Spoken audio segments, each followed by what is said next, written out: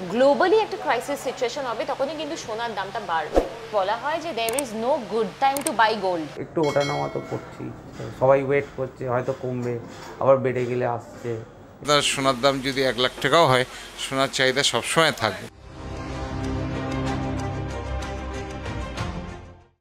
বিশ্ববাজারে Israel Iran যুদ্ধ।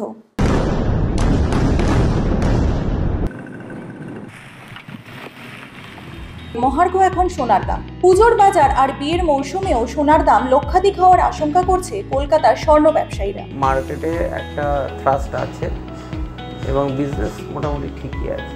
এবার ধরুন একটু ওঠানামা তো করছি, সবাই ওয়েট করছে, হয়তো কমবে, আবার বেড়ে গেলে আসছে। 99% বাঙালিরাই আছে, নন বেঙ্গলিরাও আছে। দেখুন, দুর্গা পুজো বাঙালির বড় উৎসব, সেখানেও তো বিক্রি বাটা ভালোই হয়। এবং তারপরে আমাদের একটা ফাংশন আছে, আপনারা শুনে থাকবেন, ধনতেরাস বলে, ওটা দিওয়ালির আগে হয়। Dhanteras is a festive buying অনেক বেশি হয়।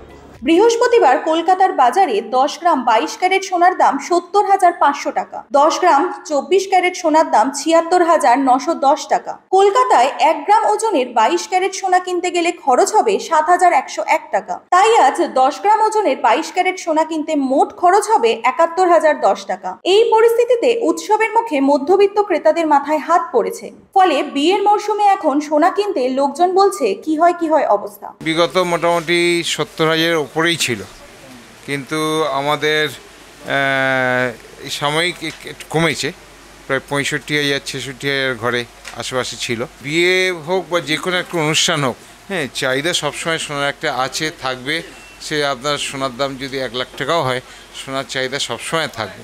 হ্যাঁ, সামনেই পুজো আছে, ধনতেরাসে অফার্স তো নিশ্চয়ই থাকবে। সোনার দাম বাড়ার কারণ হিসেবে বাজেটে আমদানি শুল্ক কমানোর পর সোনার দাম যে হারে পতন দেখা গিয়েছিল, তারপর সোনার দাম বেড়েছে ফের 72,000-এ ছুঁই। এবছরের জানুয়ারি থেকে জুলাইয়ের মধ্যে বিশ্বব্যাপী কেন্দ্রীয় ব্যাংকগুলি সক্রিয়ভাবে সোনা জমা করেছে, ফলে দাম ওঠানামা হচ্ছে।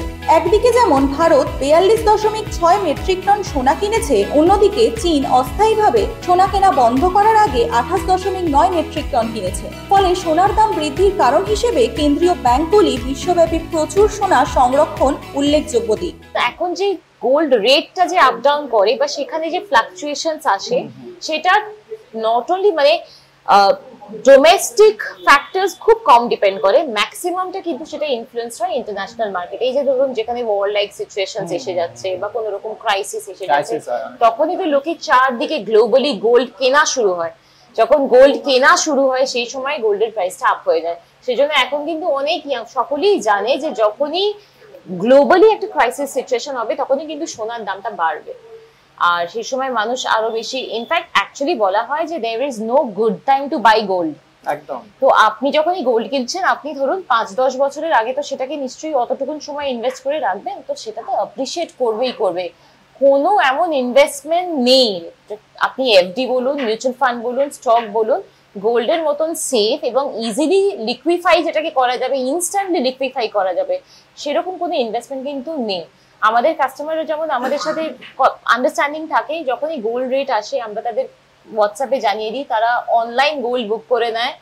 পরবর্তীকালে তারা হয়তো সেটা নয় গোল্ড এক্সচেঞ্জ করে বা এসে যখন একটা সাবস্ট্যান্সিয়াল অ্যামাউন্ট জমে যায় তারা সেটা নিয়ে চলে যায়। এবং সব থেকে বড় সুবিধে, তাদের যখন কোনো ক্যাশ প্রয়োজন পড়ে তারা সেইটা এনে কিন্তু ইনস্ট্যান্টলি আমাদের থেকে জিনিসটাকে বিক্রি করে তারা তাদের মতো ক্যাশ বা চেক নিয়ে যায়।